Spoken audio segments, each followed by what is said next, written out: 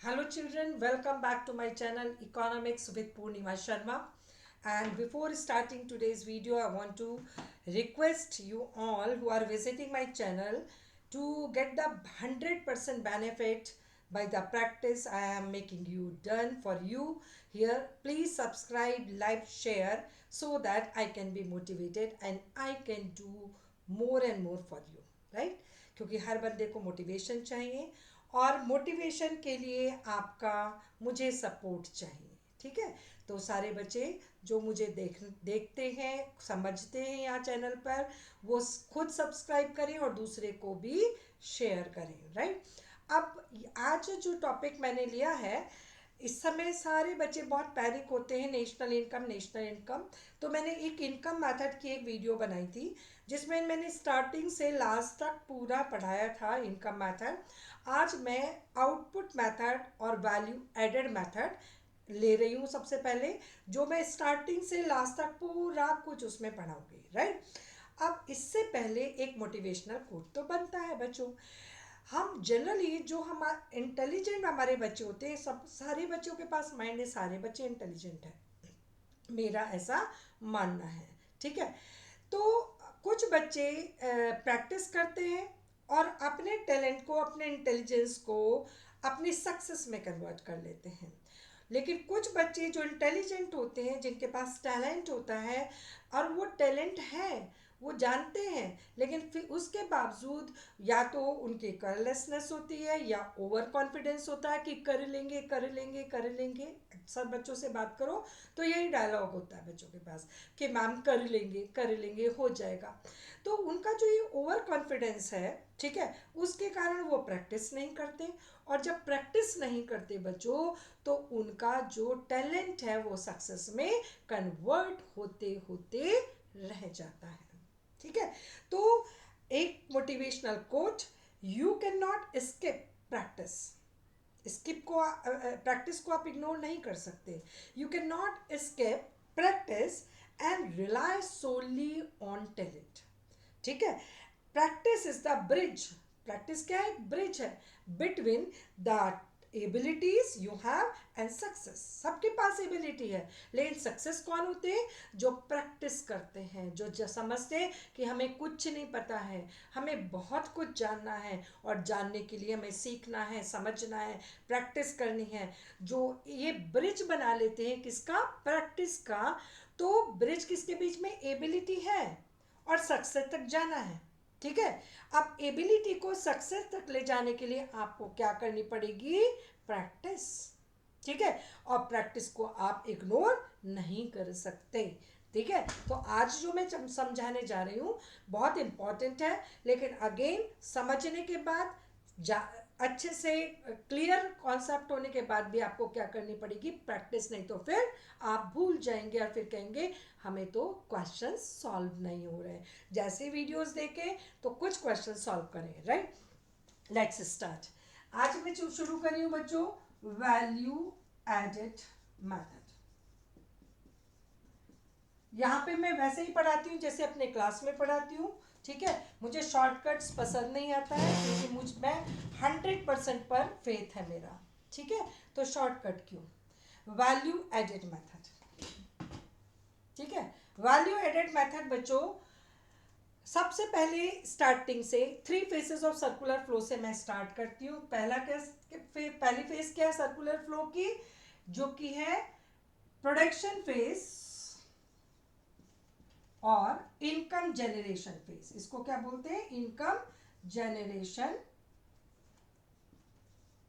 Phase. ठीक है, पहली phase of circular flow of income. यहां पे क्या ऐड करते हैं बच्चों? इनकम जनरेट हो रही है और क्या ऐड करते हैं? यहां पे हम ऐड करते हैं वैल्यू, मार्केट वैल्यू, और क्लियर कर लो, market value of all final goods and services. Services कौन सी है? और नॉन फैक्टर सर्विसेज है। फैक्टर सर्विसेज किस में ऐड होती है बच्चों? इनकम मेथड में, राइट। तो value of all final goods and services हम ऐड करते हैं, value of all finals, right. तो यहाँ पे हम कौन सा मेथड लगाते हैं किसी भी एग्रीगेट ऑफ नेशनल इनकम को कैलकुलेट करने के लिए? यहाँ पे लगाते हैं वैल्यू एडेड मेथड, जो मैंने ऊपर लिखा है, और इसको क्या बोलते हैं? प्रोडक्ट मेथड, आउटपुट मेथड, कुछ भी ऐड कर देते हैं। तो जिस इसमें मैं क्या ऐड करनी है? Value of final goods, right. Final goods को पहचानना बहुत ही मुश्किल टास्क है बच्चों। क्यों मुश्किल टास्क है? क्योंकि इसका पता हमें कहाँ से पता चलता है कि एंड यूज क्या है प्रोडक्ट का। एंड यूज जाने बिना हम डिसाइड नहीं कर सकते कि ये फाइनल गुड है या इंटरमीडिएट है, राइट। तो ये बहुत ही मुश्किल टास्क है कि एक्स गुड इधर इट इज फाइनल और द इंटरमीडिएट। तो क्या सॉल्यूशन निकाला गया कि सबसे पहले हम क्या करेंगे? Value of output, value of final goods नहीं लिखा मैंने क्या लिखा? Value of total output by all three sector, primary, secondary and tertiary sector, तीनों का वैल्यू ऑफ आउटपुट निकालेंगे, ठीक है। और तीनों का हम intermediate consumption. What is intermediate consumption बच्चों? Intermediate consumption expenditure, this is the expenditure on non factor input. किसी भी चीज को आउटपुट किसी भी चीज का प्रोडक्शन करने के लिए में इनपुट चाहिए। इनपुट दो होते हैं, फैक्टर इनपुट और non factor input. Factor input land, labour, capital, enterprise होता है, और नॉन फैक्टर इनपुट क्या होता है? जो भी चीज हमको प्रोडक्शन के लिए अदर देन फैक्टर इनपुट चाहिए, वो सब किस में आता है? नॉन फैक्टर इनपुट में आता है। और expenditure on non factor input is what? Intermediate consumption expenditure by the firm, right. और इसकी वैल्यू इसमें इसकी मार्केट वैल्यू में, प्राइस में एडेड होती है। तो this is intermediate price, primary sector, secondary sector and tertiary sector, ठीक है। ये इसको माइनस किया। तो सबसे पहले आपको पता करना है इसमें ये चीज है क्या। जब इसमें ये चीज है तभी तो मैं माइनस करूंगी। तो इसका बेस हम स्टार्ट करते हैं बच्चों, ये मस्ट स्टेप है, ये जो क्या है? मस्ट, जो आपको करना ही है अगर हम वैल्यू एडेड मेथड से कर रहे हैं। क्यों? To avoid double counting, problem of double counting. और ये डबल काउंटिंग क्या है? सिंपल और इजी लैंग्वेज में किसी भी कॉमोडिटी की वैल्यू को more than once national income में ऐड कर लेना, ये क्या है? डबल काउंटिंग है। एक्स कॉमोडिटी है, उसको मैं 2 बार ऐड कर लूँ, 3 बार ऐड कर लूँ, मोर देन वंस, तो ये प्रॉब्लम हमारी होती है डबल काउंटिंग प्रॉब्लम। और इस डबल काउंटिंग प्रॉब्लम से बच्चों क्या होता है? Over estimation, estimation of national income, ठीक है। हम जो नेशनल इनकम है जितनी होती नहीं उससे ज़्यादा वो दिखने लगती है, क्योंकि एक एक कॉमोडिटी की वैल्यू हमने मोर देन वंस ऐड कर ली, राइट। तो इसको अवॉइड करने के लिए हमें ये स्टेप करना ही पड़ता है, जो कि क्या है? मस्ट है, राइट। अब आ जाइए कि वैल्यू ऑफ आउटपुट में क्या क्या है, ये समझना बहुत ज़रूरी है। वैल्यू ऑफ आउटपुट में जो कि क्या होती है? Sales plus change in stock, ठीक है, प्लस प्रोडक्शन, समटाइम्स ये भी आता है production of goods for self consumption. ये क्या है? हमारा वैल्यू ऑफ आउटपुट है। अब सेल क्या है? सेल क्या है? प्राइस इनटू आउटपुट, ठीक है। अब प्राइस अगर हम ले रहे हैं तो प्राइस में क्या क्या जोड़ते हैं बच्चों? अगर मैं ये सपोज बना रही हूं मार्कर, राइट, तो इसमें जितना भी मैंने एक्सपेंडिचर किया है वो सब इसकी प्राइस में ऐड करूंगी, क्योंकि nothing I will pay from my pocket, right. जैसे कि इसमें जितना raw material, non factor input लगाया है मैंने, that is my intermediate consumption expenditure as a producer of this, right, that I will add. तो इसमें सबसे पहले सेल में वैल्यू ऑफ आउटपुट में क्या क्या चीजें होती हैं, which is the sum of sale plus change in stock plus production of goods for self consumption में क्या क्या होता है। ये जानना ज़रूरी है, तभी तो आप समझ पाएंगे कि क्या हम डिडक्ट कर सकते हैं क्या नहीं, राइट। तो इसमें सबसे पहले होता है बच्चों IC, which is what, expenditure on non factor inputs, जिसमें आपका raw material, electricity consumption, telephone bill, uniform to the employees on job, ये सब कुछ चीज़ें आती हैं, राइट। तो दैट इज आईसी, राइट। और आईसी में आपको बहुत ही केयरफुल एक चीज को लेके रहना है कि import and purchase of capital कभी कभी दिया रहता है, परचेज हम डिडक्ट करते हैं, purchase of raw material which is IC, right. लेकिन कभी कभी बच्चों दिया रहता है परचेज ऑफ मशीनरी, उसके लिए बहुत केयरफुल रहना है, क्योंकि परचेज ऑफ मशीनरी क्या है, कैपिटल गुड, तो उसको कभी आप टच डिडक्ट नहीं करेंगे एज आईसी। वो आपको कंफ्यूज करने के लिए दिए, क्योंकि बच्चे क्या परचेज देखते हैं और उसको आईसी समझ के डिडक्ट कर देते हैं। Purchase of machinery never is to be deducted, why, because it is an capital good और it's a factor income, right. तो पहले ये होता है, फिर क्या होता है इसके अंदर, इसके अंदर होता है डेप्रिसिएशन। जो मेरी मशीनों में डेप्रिसिएशन लग रहा है वो मैं अपनी पॉकेट से नहीं दूंगी, I will add with the price value. Then NIT, आपको ने पढ़ा है IT is can be shifted, कैसे, by adding in the market value of good, तो NIT also I will add in the price of my product, right.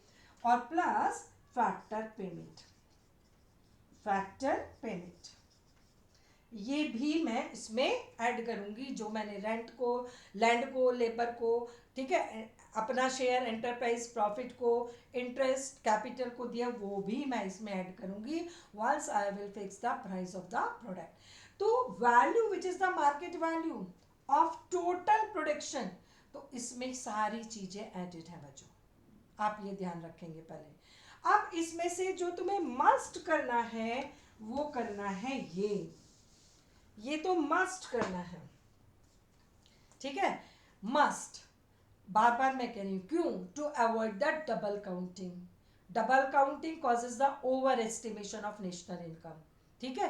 What is double counting, estimation of the value of commodity more than once in the estimation of national income. कोई भी example ले लो, wheat का, biscuit का, कुछ भी example लेकर उसको लिख दो, अगर ये 3 मार्कर और 4 मार्कर क्वेश्चन आता है, राइट। अब इसके बाद आप देखेंगे कि आप कैलकुलेट क्या करा रहा है क्वेश्चन में। अब आप जाएंगे अपने क्वेश्चन पे, क्वेश्चन में अगर net domestic product at MP करा रहा है, ठीक है, तो इसको इससे सबसे पहले आपको पता होना चाहिए, जब मस्ट किया हमने, जो कि आईसी को डिटेक्ट किया वैल्यू ऑफ आउटपुट से, तो कौन सा एग्रीगेट आया ऑफ नेशनल इनकम, ये हमारा ग्रॉस आया, क्योंकि इसमें डेप्रिसिएशन अभी मैंने करके दिखाया था एडेड है, अभी हमने डिटेक्ट नहीं किया। ये डोमेस्टिक है क्योंकि इसमें NFIA नहीं है, राइट, तीनों सेक्टर का ये क्या है, वैल्यू ऑफ आउटपुट है। प्रोडक्ट एट MP, क्योंकि इसमें NIT भी एडेड था, अभी मैंने डिडक्ट नहीं किया है, तो ये क्या है, gross domestic product at MP, और इट इज ऑल्सो नोन है GVA एट MP, ठीक है। GVA वैल्यू एडेड, केवल क्या है, वैल्यू एडिशन हमने ऐड किया है। अब आ जाइए, अगर हमें ये नेट निकालना है तो माइनस डेप कर दिया, ठीक है, डोमेस्टिक है तो NFIA अगर दिया है तो भी टच नहीं करेंगे, क्योंकि ये डोमेस्टिक है और डोमेस्टिक हम निकाल रहे हैं, ठीक है। अब इसके बाद MP है और यहाँ भी MP है। कभी कभी क्वेश्चन इतने इजी होते हैं बच्चों, और तुम लोग अपना अननेसेसरी माइंड लगा के ये प्लस और ये माइनस, पहले प्लस करेंगे फिर माइनस करेंगे और उसको इतना कॉम्प्लिकेटेड बना देते हो, तो ऐसा नहीं करना है, प्लीज अपने कॉन्सेप्ट से चलो, बहुत इजी क्वेश्चन आते हैं। तो GDP एट MP हमारे पास ये आया, सिंपल, हमको सिर्फ क्या इसको कैलकुलेट करने के लिए क्या करना है, माइनस डेप, और आपका आंसर आ गया NDP एट MP। अगर आपको यहाँ पे सपोज डोमेस्टिक नहीं नेशनल निकालना है, नेशनल निकालना है, तो यहाँ पे प्लस कर देंगे NFIA। NFIA पे पूरी एक वीडियो है, डिफरेंट डिफरेंट वेज से दिया जाता है, उसको देख लेंगे तभी इसका ट्रीटमेंट करेंगे। To from, factor income from, factor income to abroad, सारा कुछ एक पूरी वीडियोस पे बना रखी है। तो नेक्स्ट है, अब अगर मान लो यहाँ MP की जगह FC कैलकुलेट करा रहा है तो माइनस NIT कर देंगे। That's it, right. अब मैं कुछ कॉन्सेप्ट बताती हूँ, जैसे आते हैं ना value added by firm X, value added by firm Y, right. इस टाइप के क्वेश्चंस कैसे करेंगे। और यहाँ पे भी पहले एक चीज और बताना चाहूंगी कि मिसिंग वैल्यू कभी कभी आ जाती है कि कैलकुलेट IC, ये पूछा है, राइट। और आपको दिया है इसमें फैक्टर पेमेंट, फैक्टर पेमेंट्स ये दिया 500, डेप्रिसिएशन ये दिया 50, NIT ये दिया है आपका 30, और दिया है आपका सेल्स 800, आपका दिया है चेंज इन स्टॉक 30, राइट। और आपका दिया है इसमें sales minus IC, yes, and आपका दिया है GDP एट MP, ये आपका दिया है 2000, राइट। अब इसकी हेल्प से, ठीक है, हम कैसे IC निकालेंगे, राइट। अब देखो सिंपल अपना फंडा यूज करना है जो आपने सीखा है। हमारा बेस क्या है, ये एग्रीगेट है, this is GDP at MP, ठीक है, इज इक्वल टू, इसका फॉर्मूला लिख दो वैल्यू एडेड मेथड से और मिसिंग वैल्यू फाइंड आउट करो, is equal to value of output. और वैल्यू ऑफ आउटपुट क्या है, sales plus change in stock. Production meant for self consumption is not given, तो मैंने किया sales plus change in stock, ये हुआ value of output, minus IC must करना है, उसके बाद G है तो ये डेटा एक्स्ट्रा दिया है बच्चों, ठीक है, और MP है, राइट, दोनों को इक्वेट करना है ना, तो ये MP है और ये करके भी MP ही आता है, तो बच्चों ये डेटा भी आपका NIT इज गिवन एक्स्ट्रा। ये दोनों इंफॉर्मेशन आपको कंफ्यूज करने के लिए दी है, be very careful. Factor payment की अभी हमें कोई ज़रूरत नहीं है यहाँ पे, राइट। अब यहाँ पे माइनस IC करेंगे, GDP एट MP कितना दिया है 2000, 2000 is equal to sales 800 plus change in stock 30 and minus IC जो आपको निकालना है, बस दैट्स इट। अब इसमें इधर 2000 minus 830 is equal to IC, ठीक है। अब 2000 में माइनस करो, 0 7 एंड 99 माइनस 8 1 एंड 1, ये आया वैल्यू ऑफ IC, ठीक है। अगर मान लो मैं यहाँ पे इसकी जगह कर दूं बच्चों अपने कॉन्सेप्ट NDP एट FC है ये, ठीक है। अब इसका फॉर्मूला लिख लीजिए, ठीक है, तब ये दोनों चीजें आपकी यूज होंगी। यहां नेट एट FC, ठीक है, ये मस्ट करना है। अब ये नेट में जाना है तो माइनस डेप्रिसिएशन करेंगे, राइट। हमें MP से, क्योंकि इसमें से ये माइनस करके GDP एट MP आया है, GDP एट MP को किस में कन्वर्ट करना है, NDP एट FC में कन्वर्ट कर, इक्वेट कर रहे हैं।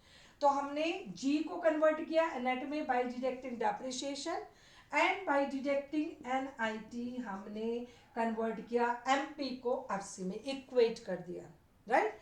और हमने यहाँ पे बच्चों, इसको मैं थोड़ा क्वेश्चन को चेंज कर रही हूँ, ये आपको निकालना है वैल्यू ऑफ आउटपुट, ठीक है, या सेल्स निकालना है, ये आपको निकालना है। Change in stock is given here, this is 30, right.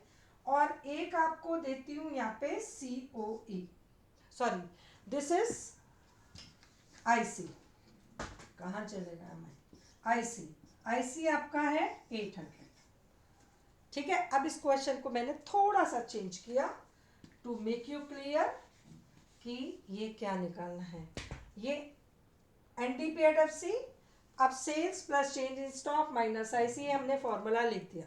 अब इसमें से कुछ भी निकलवाना हो बच्चों, आप उसको मिसिंग वैल्यू करके निकाल दीजिए। पहले फॉर्मूला इक्वेट कर दीजिए और उसके बाद जो वैल्यूज गिवन है उसको लिखिए और जो मिसिंग है उसको फाइंड आउट कीजिए, राइट। जैसे यहाँ पे मैंने सेल्स को फाइंड आउट करना है इस क्वेश्चन में, ठीक है, फाइंड आउट सेल्स, ठीक है।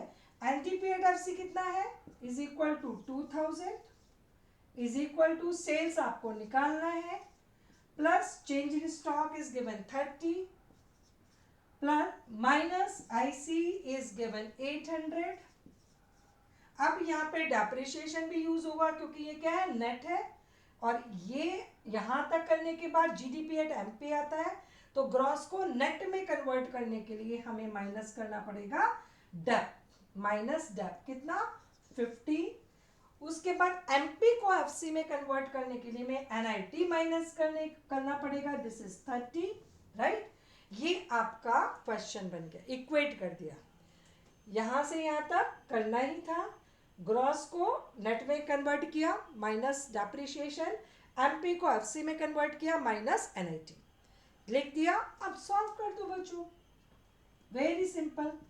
2000 इज इक्वल टू सेल्स, अब इसको करो माइनस 800 एंड माइनस 850, 880, 880, ये 30 कट गया तो माइनस 850 आ गया, ठीक है। अब इसको इधर लाएंगे तो क्या हो जाएगा बच्चों, ये प्लस हो जाएगा। 2000 plus 850 is equal to sales, right. तो आपका आंसर आया 2850 इज इक्वल टू सेल्स। तो कोई सी भी वैल्यू आपसे पूछी जाए, ठीक है, डेप्रिसिएशन पूछा जाए उसको मिस कर दिया जाए, ठीक है, तो आपको बिल्कुल कंफ्यूज नहीं होना, अपने फॉर्मूले को डालना है। फॉर्मूला बिल्कुल क्लियर, सब बेस अगर क्लियर है तो बिल्डिंग कैसी कितनी भी ब्यूटीफुल आप बना सकते हैं, कितनी भी साउंड बना सकते। बेस क्लियर यानी कि आपके कॉन्सेप्ट्स क्लियर, और मैं सिर्फ काम करती हूँ कॉन्सेप्ट्स पे, ठीक है। प्रैक्टिस तो आपको करनी है, आपको मैंने अभी एक सिचुएशन बताई कि ये प्रैक्टिस क्या, bridge between the ability and success. आज जिन्होंने पढ़ के छोड़ दिया उन्होंने क्या समझ में आ गया, जिन्होंने प्रैक्टिस करी वो परफेक्ट हो गए, और परफेक्ट होके सक्सेस हो गए, उनका 3 और 4 मार्क्स पक्के हो गए बोर्ड्स में, राइट। अब आ जाइए, इसके बाद बेटा मैं आपको बताऊंगी इसके दूसरे टाइप के क्वेश्चंस जो आते हैं उसमें क्या क्या कंफ्यूजन आपको दिया रहता है और आप कंफ्यूज हो जाते हो बच्चों। ये आप दूसरा जो आता है वो calculate value added, value added का वो सबसे पहले क्लियर करो, ये क्या है, GDP@MP, ठीक है। जैसे कि domestic income NDPAT-FC, national income NNPAT-FC, तो अगर वैल्यू एडेड है तो आपको निकाला GVA@MP, right, bye firm X। इस टाइप के क्वेश्चन भी आते हैं, राइट। अब इसमें जो कंफ्यूजिंग पार्ट दिया रहता है वही मैं आपको रिवाइज करूंगी। ज़्यादा डिटेल में जाने के लिए आप मेरी एक और 2-3 वीडियोस हैं उसमें आप जाके प्लेलिस्ट में जाके विजिट कर सकते हैं। अब इसमें फॉर्म X है, राइट, तो इसमें सेल्स दिया होगा बच्चों और एक्सपोर्ट भी दिया होगा। जहाँ पे डोमेस्टिक सेल है वहाँ कोई कंफ्यूजन नहीं है।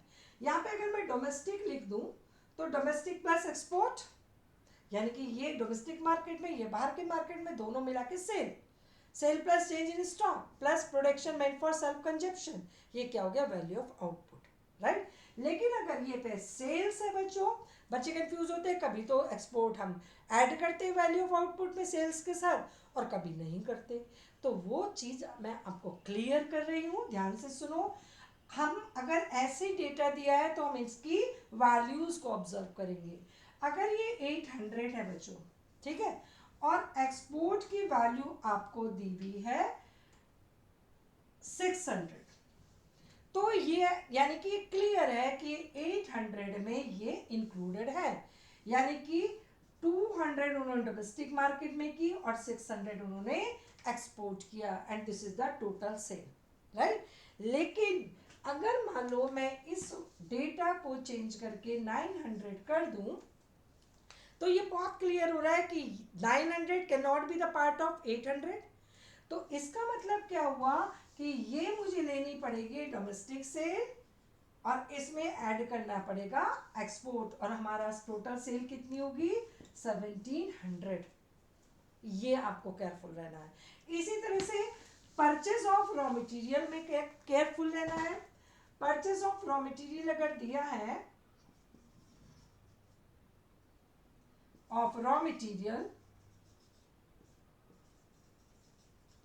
और आईसी भी दिया है, तो मैंने बताया था purchase of raw material is the part of IC. ठीक है, IC is the total expenditure on non factor input including raw material. तो अगर ऐसा कुछ दिया है तो ये डिडक्ट करेंगे, ये नहीं, ये टच नहीं करेंगे। ठीक है, इसके अलावा अगर मान लो परचेज ऑफ रॉ मटेरियल दिया है, ठीक है, और दिया है इंपोर्ट, जैसे अभी आपको सेल्स का बताया था, इंपोर्ट ऑफ रॉ मटेरियल और इंपोर्ट ऑफ मशीनरी को अभी बताया था टच नहीं करेंगे, क्योंकि वो क्या कैपिटल गुड है बच्चों, ध्यान से रखना। ठीक है, purchase of raw material, purchase of raw material और इंपोर्ट ऑफ रॉ। अब यहाँ पे यहाँ कहीं लिखा है कि purchase of raw material in domestic market, नहीं लिखा। ठीक है, और ये इंपोर्ट, ये हमें कंफर्म है कि ये आउटसाइड द नेशन है।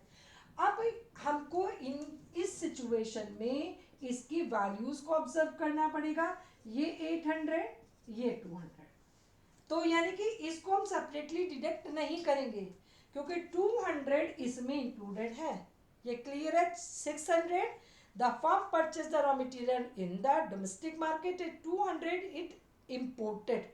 ठीक है, तो यानी कि हम टोटल डिडक्ट करेंगे केवल 800 और इसको करेंगे इग्नोर। ठीक है, लेकिन बच्चों अगर मैं यहाँ पे 1200 कर दूं, तो हमें इन दोनों को प्लस करके और उसको डिडक्ट करना पड़ेगा वैल्यू ऑफ आउटपुट से, क्योंकि यहाँ पे 1200 1200 can not be the part of 800। ये आप अपने को क्लियर कीजिए, राइट। ये इसका पार्ट नहीं हो सकता, तो यहाँ पे मैं इन दोनों को ऐड करूंगी और फिर डिडक्ट करूंगी वैल्यू ऑफ आउटपुट से। ठीक है, कभी कभी purchase of raw material given ही नहीं होता क्वेश्चन में। आपको मोस्ट टफेस्ट सिचुएशन बता रही हूँ बच्चों मैं। कभी कभी आपको रॉ मटेरियल दिया ही नहीं होगा, कंफ्यूज हो जाएंगे या फिर कुछ छोड़ के आ जाएंगे। ठीक है, और लेकिन वो दिया होगा कैसे, sale by Z firm to X, तो ये किसने खरीदा, एक्स ने, और यहाँ पे हम इसको लेंगे purchase by X from Z. लिखेंगे कैसे डेटा में, अपना जो क्वेश्चन सॉल्व करेंगे तो ऐसे ही लिखेंगे कि sales by X from X, right, plus change in stock अगर गिवन है तो, plus production for self consumption अगर गिवन है तो सेल्फ कंजप्शन। ठीक है, ये हो गया। अब रॉ मटेरियल कहाँ से लाए, आईसी कहाँ से लाए, तो इस डेटा को हमने लिखा minus sale by Z to X, ऐसे ही लिखा, और ब्रैकेट में इसको लिखेंगे purchase by X from Z. समझ में आया कैसे ट्रीट करना, इसको ऐसे ट्रीट करना है। ठीक है, अब आ जाइए, कहीं कहीं पे सेल ही नहीं दिया रहता बच्चों। ठीक है, सेल आपको दिया ही नहीं है, उस सिचुएशन में आप क्या करेंगे, प्राइस दिया होगा पर यूनिट और quantity purchased, right. Price 5 rupees, कितनी क्वांटिटी खरीद बेच रहा है 100, तो P इंटू क्यू करके आपको सेल्स की वैल्यू निकालनी पड़ेगी, राइट। तो ये 5 into 100 is equal to 500 is the value of sales. तो इस टाइप के ट्रिक्स, छोटी छोटी ट्रिक्स, बहुत ही इजी ट्रिक्स होते हैं, लेकिन अगर आप समझे में पहले से आपने प्रैक्टिस, फिर मैं वर्ड पे फोकस कर रही हूँ, प्रैक्टिस नहीं की है, तो आप एग्जाम टाइम में आते हुए भी उस समय माइंड प्रेशर में थोड़ा सा रहता ही है बच्चों का, और उस अपने माइंड को यूज करके सही आंसर निकालने में फेल हो सकते हैं। तो फेल की कोई भी आपको गुंजाइश नहीं छोड़नी है, राइट। आपको सक्सेस होना ही है, क्योंकि आप किसके साथ जुड़े हैं? मेरे साथ जुड़े हैं। और मेरे साथ मैं बहुत मेरे को भगवान का आशीर्वाद है कि जहाँ लगती हूँ वहाँ भगवान मुझे देते हैं, क्योंकि मैं दिल से लगती हूँ बच्चों, ठीक है। अब आ जाइए, ये आपका कैलकुलेशन हो गया। दूसरा क्वेश्चन आता है डबल काउंटिंग पे। डबल काउंटिंग आपको मैंने बता दी है, वही आप एग्जाम्पल जो 10th में पढ़ते आ रहे थे वो भी आप डाल सकते हैं और उसको लिख सकते हैं, राइट। इसके बाद आ जाइए, इसके स्टेप्स आते हैं और प्रिकॉशंस। स्टेप्स एंड प्रिकॉशन, ये जनरली 6 मार्क का क्वेश्चन आता है, तो 3 का एक कुछ कैलकुलेशन दे देते हैं और 3 और 2 का ये इसमें से कुछ डाल देते हैं। तो स्टेप्स में सबसे पहले 4 स्टेप्स है बच्चों, उसकी लैंग्वेज को आपको समझना बहुत ज़रूरी है। पहला है आइडेंटिफाई, फर्स्ट है आइडेंटिफाई एंड क्लासिफाई। क्या? Production units, production units. पहले आप आइडेंटिफाई करोगे कि कौन कौन सी प्रोडक्शन यूनिट्स, कौन कौन से लोग प्रोडक्टिव एक्टिविटीज में इन्वॉल्व हैं। सपोज ये पॉपुलेशन इंडिया की है, ठीक है। इंडिया की पॉपुलेशन में आपको आइडेंटिफाई करना who involve in productive activities. Suppose ये लोग प्रोडक्टिव एक्टिविटीज में इन्वॉल्व है और ये नहीं है, तो इनको आइडेंटिफाई करना है पहले कि who involved in productive activities means classify the production। पहले इन्वॉल्व, पहले आइडेंटिफाई करना है, फिर उसको क्लासीफाई करना है कि इतने लोग प्राइमरी में, इतने सेकेंडरी में और इतने टर्सरी में। सपोज ये कलर बना दी, जनरली प्राइमरी में सबसे ज़्यादा है, secondary and tertiary, primary secondary and tertiary, ठीक है। तो ये हमारा पहला स्टेप हो गया बच्चों, ठीक है। उसके बाद आप ये आइडेंटिफाई करने के बाद, क्लासिफाई करने के बाद सेकंड स्टेप हम क्या लेते हैं? सेकंड स्टेप हमारा होता है स्टेप 2। ये इसी लैंग्वेज में लिखेंगे तभी मार्क्स पूरे मिलेंगे बच्चों। Estimate GDP at MP. इसको करने के लिए आपको क्या करना है कि तीनों सेक्टर का वैल्यू ऑफ आउटपुट, किसका? प्राइमरी सेकेंडरी एंड टर्सरी, और तीनों सेक्टर का IC, primary secondary and tertiary. इसका डिफरेंस निकालना है। आपके पास क्या आया? GDP at MP. तो second step, estimate GDP at MP. How? This way, right. That is, here in second step, GVA at MP of each producing sector is calculated and added. Calculated and added, right? उसके बाद third step में आपको करना है and calculate NDP at FC, यानी कि domestic income, DY। अब GDP at MP से DY में कैसे जाएंगे पता है? by subtracting depreciation and by subtracting NIT from GDP at MP। इसको ऐसे लैंग्वेज में लिख दो और फॉर्मूला डाल दो। लैंग्वेज में जरूर लिखना, केवल फॉर्मूला नहीं डालना, इसलिए मैं जब बोल रही हूँ वो लिख रही हूँ। फोर्थ स्टेप में आप करेंगे कैलकुलेट नेशनल इनकम, मतलब NNP at FC, which is what? National income. इसको कैसे कैलकुलेट करेंगे? GDP at MP to NNP at FC। First, we will calculate net factor income from abroad by deducting factor income from abroad from factor income from abroad। 2 को from से deduct करेंगे और उसको add करेंगे किसके साथ? Domestic income के साथ। NDP at FC plus NFIP। This is what? National income, ठीक है। तो ये आपके स्टेप्स हो गए। अब आ जाइए प्रिकॉशंस पर। प्रिकॉशंस आपका पहला है, अभी आपको बताया आईसी कभी नहीं इंक्लूड करते, डबल काउंटिंग हो जाती है। दूसरा है sale and purchase of second hand goods नहीं करते, क्योंकि हम इस साल के आउटपुट को ले रहे हैं, तो सेकेंड हैंड गुड इस साल का प्रोडक्शन नहीं है, वो पहले साल का है, उसको नहीं लेंगे. Sale of value of second hand goods is never included. Second purchase of services meant for production की वैल्यू ऐड करते हैं, सर्विसेज की वैल्यू ऐड नहीं करते हैं, क्योंकि उसके प्राइस के एस्टिमेशन में प्रॉब्लम्स आती है, राइट.